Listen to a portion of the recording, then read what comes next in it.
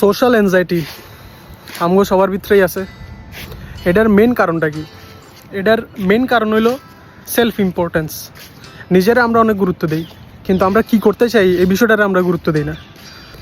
You are a fucking nobody. আমরা মনে করি যে, একটা উদাহরণস্বরূপ, তুই যখন একটা মেট্রো স্টেশন অথবা ট্রেন স্টেশনে যাস অথবা বাস স্টপে যাস, আশেপাশে কত মানুষ আছে, কিন্তু তুই কি সবাইরে লক্ষ্য করস যে কে কী করতেছে, কে কী পড়ছে, কার জুতা কীরকম, কে কী ফোন ইউজ করতেছে? আমরা ওটারে গুরুত্ব দিই না, অথবা আমরা ওটা খেয়ালও করি না।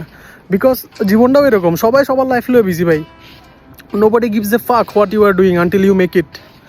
সো আমার মনে হয় যে ভাই, নিজেরা এত ইম্পর্টেন্স না দিয়া তুই কি করতে চাস ওটারই ইম্পর্টেন্স দে।